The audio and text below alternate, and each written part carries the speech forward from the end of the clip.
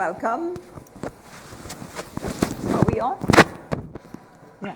Welcome, and we had a little rough start, but it's a celebratory time here in the Caribbean right now, and I think the entire Caribbean is celebrating with us today because we are live in studio, and we have a new Archbishop, a brand new Archbishop-elect of the Archdiocese of Castries, Saint Lucia, the Most Reverend Gabriel Malzaire, and he's on set with us this morning, and also he succeeds His Grace Archbishop Robert Rivas, who is now in St. Vincent. So Archbishop-elect is talking to us from New York City, and we have from St. Vincent, we have Archbishop Robert Rivas with us here. Are you in St. Vincent? I'm in St. Lucia. Oh, you're in St. Lucia. I am in St. Lucia. You're in St. Lucia. Yes. Okay.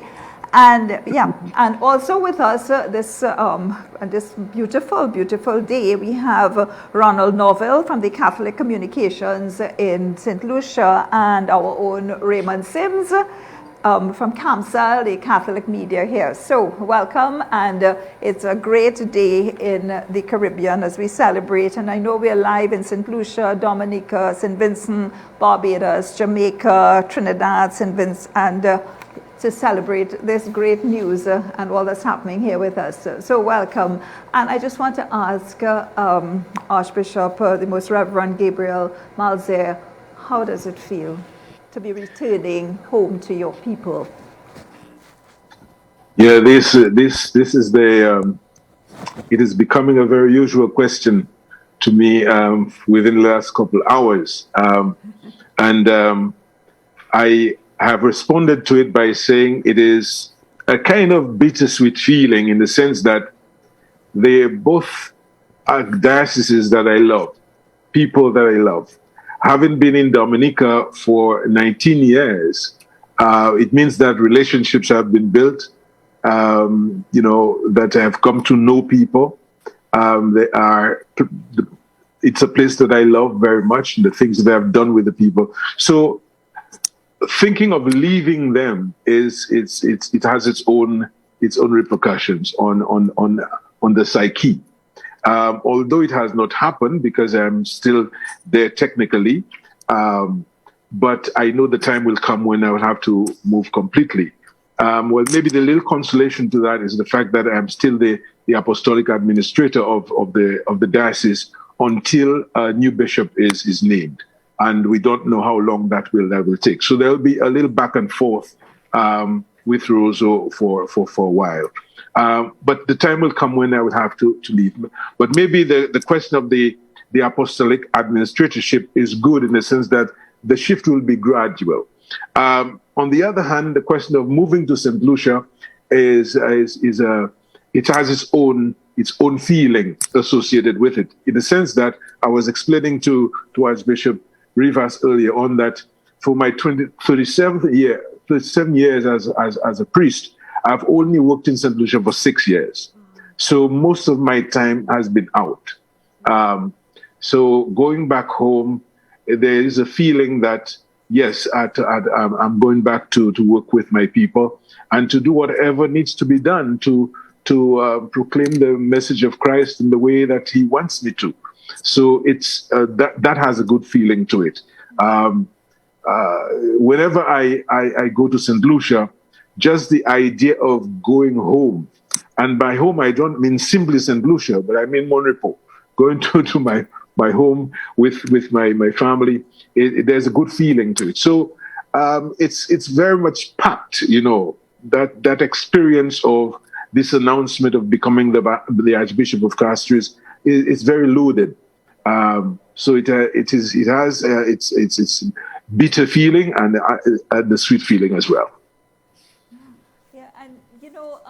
It's in the world right now, and we can't not mention in the world right now is challenging. There's so many challenges right now in the world, you know, and the Caribbean has not been spared. In fact, I think we are in the middle of it all. And so with all the pandemic your people, you know, going back, sometimes, you know, we think that we've climbed to the mountaintop, but when you've climbed to the mountaintop, it gets very lonely up there. And then you look at your people and you look at your people out there in Castries, Saint Lucia, and indeed the whole suffrage sea, including the Kingstown. And so you look out there, and what do you see as some of the challenges we face in the Caribbean and in our part of the world right now in terms of our our spirituality, our hopes, our dreams? For one, I mean, let us just start from the physical point of view.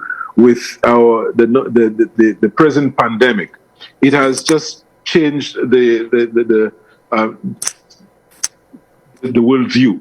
It has changed, you know, how we view church, how we see our ministry, how we respond to people, the needs that people have. So that by itself is a challenge. Then we have the challenge of media. We have the challenge of youth. We have the challenge of family life.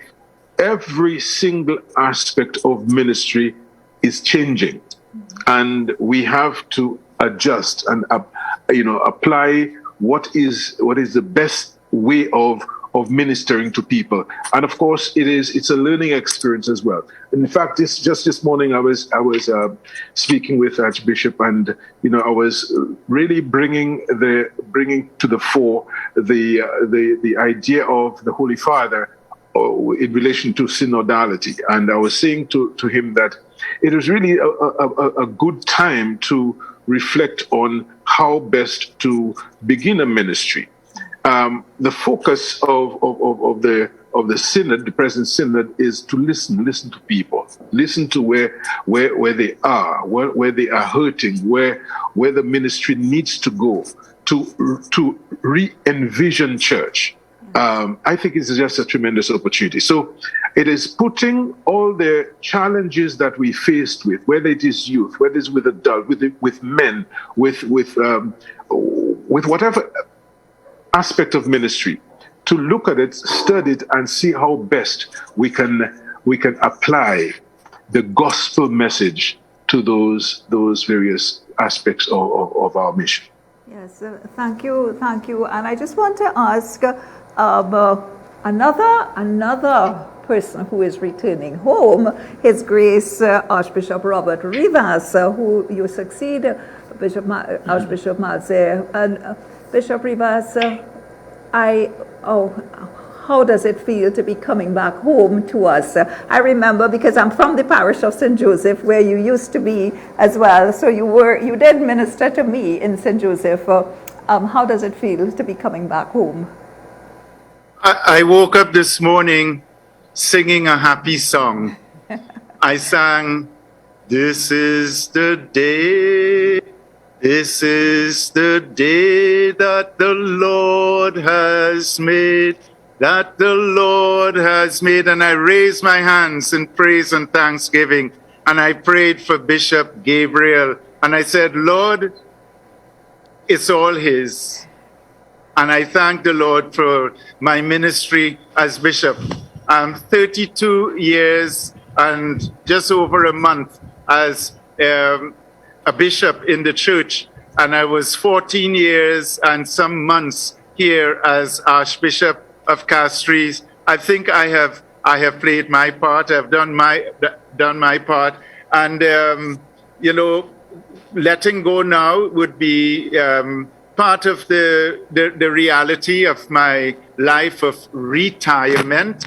The nuncio tells me I am not retired, but I need to retire, T-Y-R-E. In other words, put on new wheels and go where the Lord wants to take me. So I am just open and ready to go. And I have already written my calypso, for going home.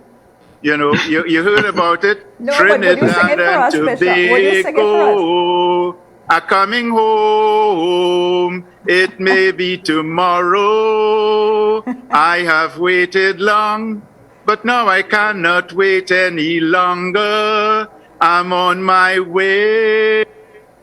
I'm coming home soon with a clear declaration. I'm coming home. I'm coming to stay.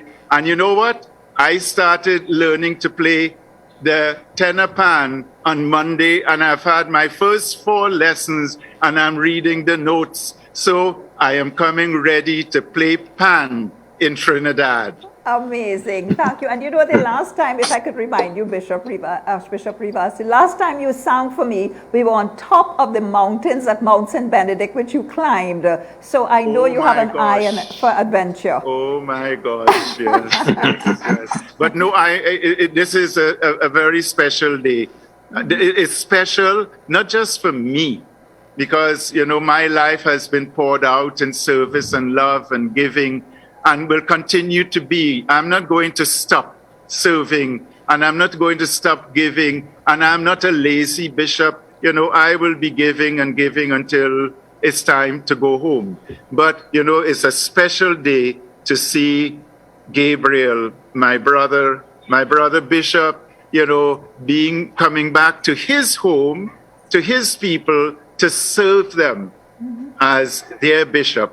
You know, it is a joy for the fruitfulness of the church that our Caribbean church has produced sons who can now lead our churches, our local churches in the region. And we have to continue to promote that vitality and that life for our church, so that the church will never be without shepherds to guide and protect and feed and lead the flock. Yes, but Raymond, I know I could hug the show for the whole half an hour or so, but Raymond? I just have one question for you, Archbishop-elect Gabriel Malzaire. My question is, I know you may have a sense of what's going on in your homeland, but is there any area that you're going to be focusing on as you begin this new responsibility? Well, there's so many things that I want to focus on, no? Because I think the ministry is multiple. I think the area of youth is something that needs to be looked at. The area of family, because I think family is very basic to our ministry.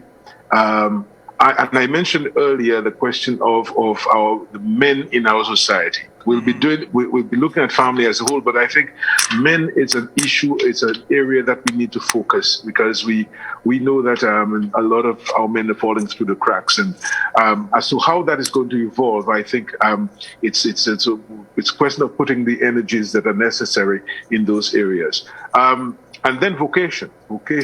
I think we have been lagging behind in that regard. I mean, as an entire Caribbean society. In fact, some time ago, a couple of years ago, we had a seminar on vocation and looking at the culture of vocation, which we realized is not as strong in the Caribbean as it should. I think it's an area that we need to look at. Just to name a few areas that I really think that needs some concentration. And what about the church in terms of poverty alleviation and reaching out to people who... that of course, that's definite. Okay. Yeah. Mm-hmm. And you know, Archbishop Gabriel, what about right now we're in the time of synod, you know, and you're right in the middle, and we are all right in the middle of synod, and listening to the persons not only within our Catholic Church, but listening generally outside, and listening to the voice of not only but as we say Catholic, universal, listening to the voice of the people out there as well. And you're quite right, because having been involved in synod myself, and listening to some of the interviews we've been having with men, I think they feel there are a lot of needs out there as well, and there are also a lot of needs within a wider society outside of the church as well, and our involvement as church in that landscape. How do you see that? Yes. Yeah, I think, I mean, I've mentioned that. And we must, first of all, approach with the ministry with the fact that um, times are changing and we need to understand those times and see how best way to apply our ministry to it. Yeah. I think that the social media plays a very great role in how people see things right now. And the media has to be very, very central to whatever area that we see our ministry taking us, whether it is the youth, whether it is the men, and as has been pointed out by Raymond, dealing with the poor. How do we bring people to a sense of belonging, a sense of self, a sense of worth, a sense of taking them from A to B, and they would see themselves on the same path of salvation as we ourselves perceive ourselves to be. So these are some of the areas that we really need to focus on. How best to bring about the message of the kingdom to the various aspects of ministry as we know it.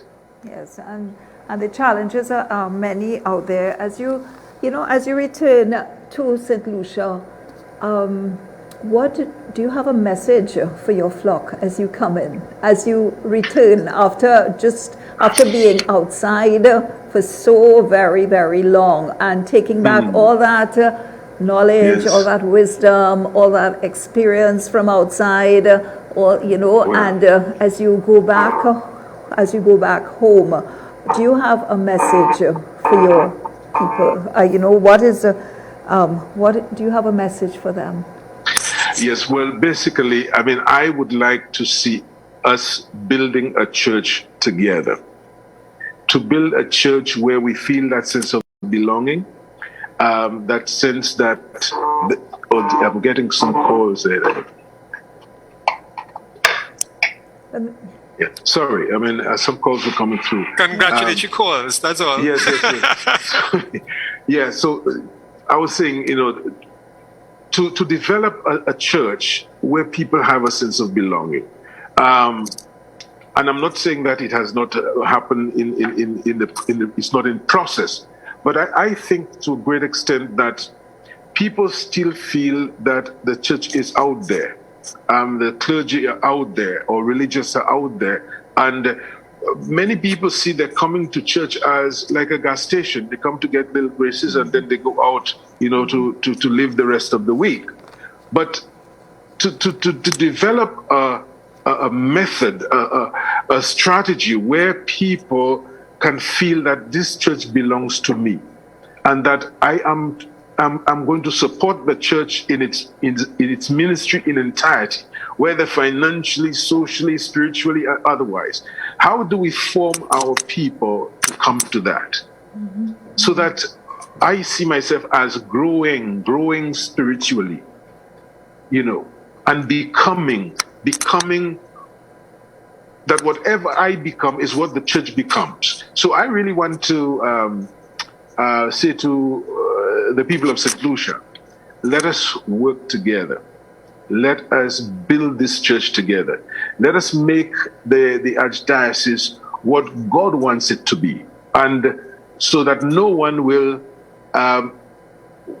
would feel that they do not belong, and see themselves as part of the process. So I would really like to develop a very inclusive church, that where everybody feels that they are part of the development of that church. So this is really my general plan for the Archdiocese in Saint Lucia. Thank you very much. And I just want to ask, because I know what time is going, I just want to ask Bishop Rivas, Archbishop Rivas, at this time, you're also, Archbishop, coming back to a very different landscape here in the Caribbean, in Trinidad as well, where social media, where the church is, a lot of the church happens on social media, like for example right now, and on Facebook and on Twitter and on Instagram, and masses are down to 50% on a good day. You know, like for example, in our parish, we have 9 masses a weekend because of the size of to try to accommodate persons. How do you see yourself? Do you see that as a challenge for you? And what is your message for the people in this kind of landscape? Yeah. Well, I recall about 3 years ago, as bishops of the Antilles, we had this vision for the church in a digital milieu. Little did we realize that our time frame for educating and preparing our bishops and clergy and lay faithful for that digital milieu would be just brought upon us, you know, through a little tiny virus that we can't even see. And suddenly everything has changed completely, where we had actually total lockdown or partial lockdown or diminished numbers of like 7 people for Easter. Imagine that, 7 people to celebrate Easter, you know. And, you know, the whole thing it was completely a radical change. And the thing is that the media just opened up to the church, and the church moved into it like a duck to water. And, you know, there's no turning back. There's no turning back. And today what I see is that bishops, media, digital bishops, and, you know, we used to talk about the digital natives and all this, the young people. But, you know, some of our priests and religious sisters and even bishops have become very savvy with the media. But, you know, the media for me and all these platforms and that, we shouldn't worry too much about the technical side of it, because we have people who are capable of that. What we have to be concerned about is to make sure that we have the message. We have the message to communicate, and that we have the heart to communicate it. We have the spirit to communicate it, and that we are going to take every opportunity we have to use what is available to get the message out there, because the message is to bring hope to people. You know, we have to be concerned about the salvation of others. This is my Dominican charism, you know, and I'm very happy with it. And, you know, my whole life has been a gospel life, especially as a priest and a bishop. And like returning to Trinidad, I will not be presumptuous about how I'm going to fit in, where I'm going to fit in, how I'm going to address all these media challenges or the challenges of our time. We have tried to meet them here in Saint Lucia. I have had experience of 3 local churches now. I've served in St. Vincent for 22 years, 18 years as residential bishop, 4 years as apostolic administrator. I served in Barbados for 6 years as apostolic administrator, and I'm now going to I've been here 14 years, and I'm going to be serving for a few months as apostolic administrator. So, you know, in terms of experience, you know, I have been blessed, you know, and I have been blessed with the different cultural flavors of our Caribbean region. So, you know, I know some churches intimately. And going back home I was 19 years a priest in Trinidad before I became a bishop. And so I'll go back open and ready. You know, one of the things that I got the COVID virus, and I had 14 days in quarantine. And it's just over like 10 days now that I'm out of the quarantine. But I described my experience as being in a bunker. And I described to my people what it was like to be in that bunker. And for the first 10 days, you know, nothing happened because I couldn't do anything. I was sick. But then I woke up on the 11th day, and it was like resurrection. And immediately my creative, what they call it, adrenaline began to flow. And I started writing. And I've come out of COVID-19, that 14-day retreat, with a book. Amazing. The Face of a Listening Church. So I am going to write that book. And if you would allow me, when I come to Trinidad, I'm going to bring my gifts and I'll use them. And if Archbishop Jason wants me to use my gifts and he gives me the scope to do it, I will do it. If my Dominican brothers want me to use my gift and they would facilitate it for me, I would make my gifts available. I wrote this little thing and I would like to share it with you because Bishop-elect has been talking about synodality and the challenges of the church and how we as archbishops or bishops or priests are addressing this, and other brothers in the church, that the church is our church. I also have that sense of, that in listening, we have to listen to the hurts too, and I wrote this little poem. It's only three verses. The Spirit compelled me to look. So this is me coming back to Trinidad, and I'm not coming back blind, but I know if I'm to see, I need the Spirit, the Holy Spirit to show me where to look, where to go, guide me. So the Spirit compelled me to look where I dared not look, to catch a glimpse of a gaping wound, to feel the pain of aching souls. And I stood speechless, not uttering a word. Sometimes the best response to listening is silent acquiescence. Do not speak if words need to wait. Listen. Then speak healing words that empower and open minds, hearts, and doors to encounter. Listen to the pulse and heartbeat of the downtrodden and overburdened. Let your voices speak. This is a time for listening, and that's the name of the poem. This is a time for listening, for giving grace the space for healing in empty, barren, hurting places.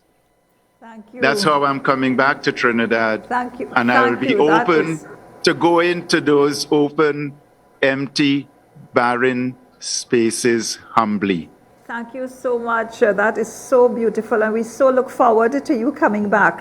And for those of you now joining us, the entire Caribbean is here celebrating, and we're live in studio, and I know we have Dominica, St. Vincent, Barbados, Jamaica, Trinidad, and so online, and we're celebrating our brand new Archbishop-elect of the Archdiocese of Castries, the Most Reverend Gabriel Malzaire, and of course the suffrage sees include Kingstown, St. Vincent, Roseau Dominica, St. George's Grenada, St. John Basseterre, and Antigua as well.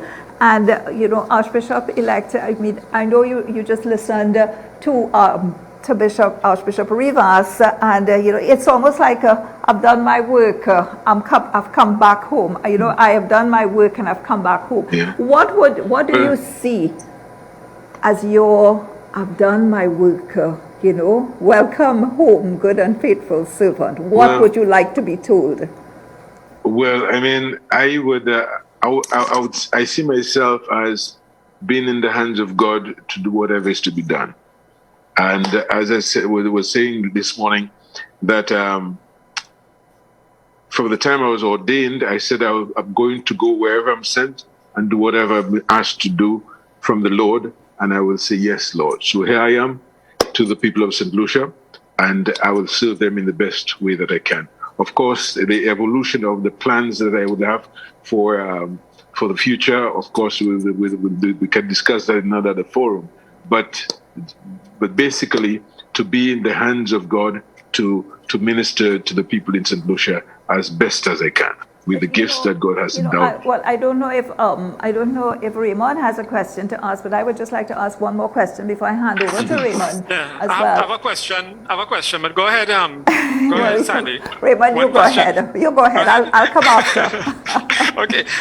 This question actually is for Archbishop Rivas. Archbishop Manuel, you're considered a creative with your calypso and your pan, your linen pan, and your poetry.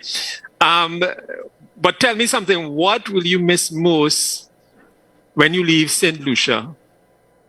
The creativity of writing.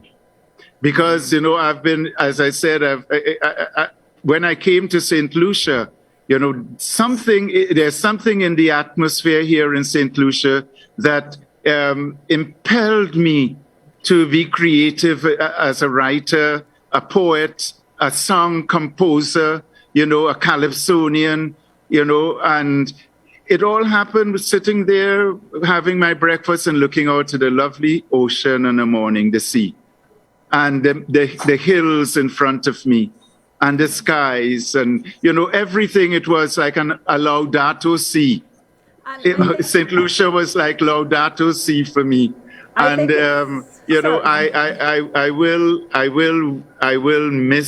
I will miss that, because it really brought out the creative juices in me. I hope Trinidad will not stalemate it for me. No, you're coming back in Carnival season, right? Well, no, I won't be back. I won't be back until around probably the end of April, early May. Okay, all right. Yes. Okay. Yes. Yeah, Yes. it must be. It But, probably it's the spirit of Derek thing, Walcott. Carnival in COVID. I don't know how I would relate to that. But carnival in good times, outside of all these protocols and that, I'm all for a good mass. I think that creative spirit must be the spirit of Derek Walcott in there, and he talks about Definitely. the spirit of the Caribbean. And, I want to ask. Archbishop. I met Derek Walcott when I came here. He invited me to his home, and I presented him with my book, How Beautiful the Valley. Yes. And he read it, and when I went back another time and I met him, he said the book is beautiful. Well, the book is beautiful, and it sits on my coffee table, and it's been sitting there since I got an autographed copy of it as well. Yeah. But I just want to go back to Archbishop Gabriel Malzaire, because sometimes we have a romanticized version, and we could sell a romanticized version of the Caribbean. But the truth is, and I know you've been very involved in the AAC as well, you've been presiding at the AAC as well, so you have a clear picture of what's going on. And, there is no doubt that there is a kind of hopelessness among our young people right now. There's a kind of, the schools have been closed for so long. The education system is challenged right now to get, there's a huge number of dropouts throughout the Caribbean. We have the pandemic. We have a kind of hopelessness happening throughout the Caribbean, and which is why, I talked about the whole suffrage season, the whole, and it's not only Saint Lucia and Trinidad and Saint Vincent or anywhere, but it's a kind of totally throughout the Caribbean. There are a lot of joblessness happening. If you walk on the streets of Trinidad, of Saint Vincent, Kingstown, and so vagrancy has increased. And are we seeing a church that needs to leave the buildings? The church that needs to leave the buildings and to walk the streets and to enter into the homes of our people right now, and I'm not talking social media. No, I think you're hitting the nail on the head in terms of what our pastoral thrust should be. There is no shortage of all the points that you've raised are specific areas of concern, whether it is the youth, the schools and so forth. These are the precise areas, but it is describing a global picture. It is describing a movement in the world. It's describing what is happening to our people. Now, the question for us is, is our ministry, our mission, meeting those needs? That's the question, really. And I mean, I don't have the answer to those questions, except that we profit from the invitation of our Holy Father to listen and study and dialogue. Unless we do that, and we do that actively, and with a concerted effort to make a change. Because at the end of the day, we would say that we need conversion. We need whatever we mean by the conversion, whether on the spiritual level or the social level. But it's a question of what kind of ministry do I need to entertain in order to make a difference in those areas of difficulties that we realize. And I think that's where the mission of the church is. Whether we have been doing it to some extent or not, but because of what we are seeing and the direction that the world is going, the direction that our youth are taking, it means that we have not really reached the mark. We still have a lot of work to do. So our work is cut out for us. And I think going to Saint Lucia or wherever I may be, the questions will still remain anyway. That we have work to do. We really have work to do. So I do not see going to Saint Lucia, and that's what when people ask me, am I happy to go home? Whether I feel happy or whatever it is, all I see before me is a church that needs to be built, and a church that needs our efforts, our gifts, our talents, and our concern for that change. Because I don't expect to go honky-dory and find a nice church and nice, comfortable people to welcome me. There is work to be done. And that's the most important thing. There is work to be done. And I look at it with great trepidation, to tell you the truth. Yes. Great trepidation, because I know it's not going to be easy. Yes. And as a wise man once said, if Muhammad won't go to the mountain, then the mountain must go to Muhammad. Yes. And is it that we are now seeing a church where people, where we at the church, we have to go out there and be, So I don't know if Raymond has any other questions. Just to say, that really and truly, and I'm serious about that very often when we get into such position, oh yes, the people are nice, people welcome you, and so on and so forth. But the question is, are we making any change in the lives of people in any significant way that is making the church move a distance forward, so that that people are being converted, people being touched, people being moved, people are really doing, responding to the gospel message. Are people doing that? Or are we all just on the joyride? That's the question for me, really.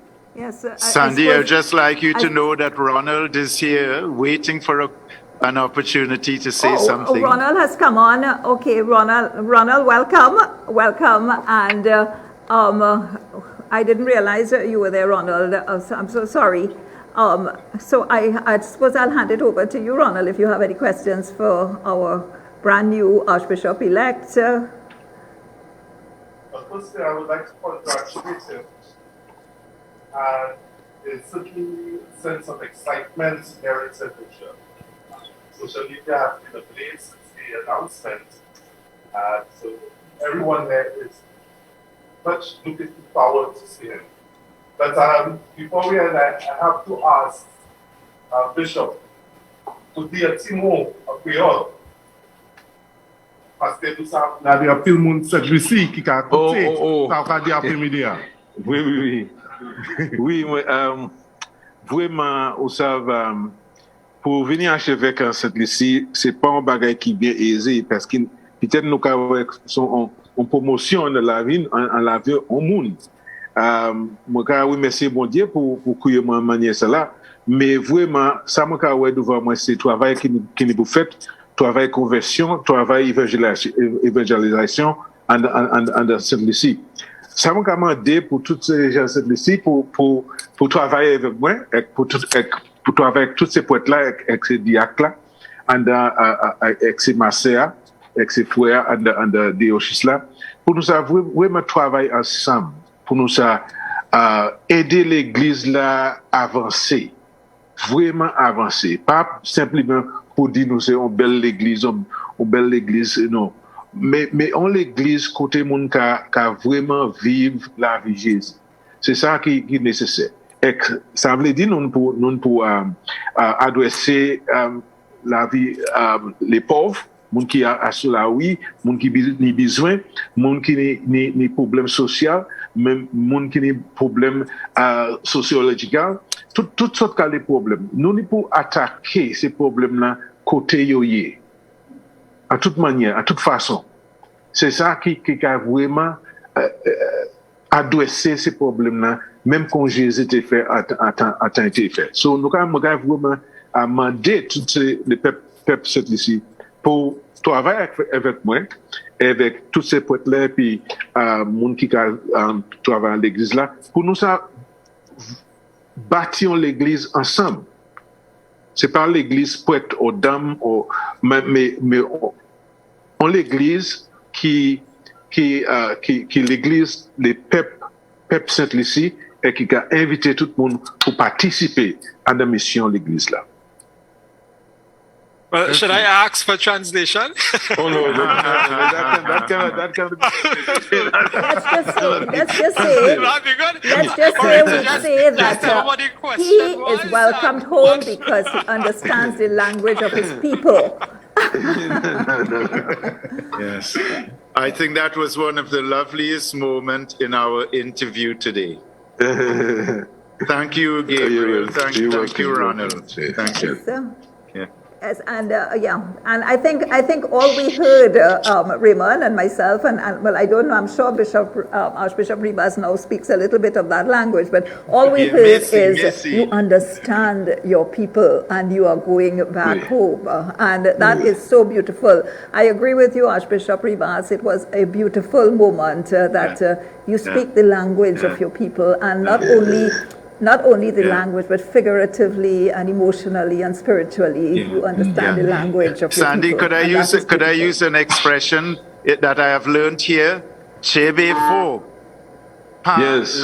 Hold tight. And that is to tell the new Archbishop to be strong and don't let go of his faith and his life in Christ, but come, fortified in the spirit for the work that is ahead of him. Yes, and we use those as our closing words to Archbishop Gabriel Malzaire, and to those of us joining us, we as a Caribbean people, as a Caribbean church, we are celebrating today. We are excited today because we welcome our brand new Archbishop-elect of the Archdiocese of Castries, Saint Lucia, the Most Reverend Gabriel Malzaire, and the installation will be taking place on Sunday, April the 24th, which is Mercy Sunday. And we welcome, and congratulations. I'm sure the angels are singing. We are so happy to have you. And I'm sure you are so happy to be going back home. And also, we've been talking to His Grace, who Archbishop Malzaire succeeds, Archbishop Robert Rivas of St. Vincent, and he is now going to be, and forgive me for my senior moment, well, I don't know if it's a senior moment, the Apostolic Administrator of Castries until the installation of the new ordinary. So I'm reading it directly off the script here as well. So, and we look forward to welcoming you home with your calypso and your steel pan and your book and all the excitement that you bring, Archbishop Rivas as well. So on behalf, I don't know if Raymond has any closing words, and on behalf of the interviewing team, you just want to say... You've said it. You said it all, Sandy. Congratulations, Archbishop-elect Malzaire, and thank you. I will see you, Archbishop Rivas, when you return home. We'll be coming to check on you. Amen. Thank you. All right, thank you. And Ronald, thank you for that very special interview, which I'm sure would have been welcomed as well by the people of St. Lucia. And to all of you viewing, thank you so much for being with us, and I'm sure we're going to be hearing a lot more of this. I know it's lighting up social media right now. It's on all the social media pages that I've gone to right now, because it is a beautiful day in Trinidad and Tobago and the Caribbean and Saint Lucia and Saint Vincent and Jamaica and all the Caribbean islands. Archbishop, thank you so much for taking this time, for joining us. And Bishop Rivas, we look forward to you and to the rest of the team. It was so nice working with you all. God bless.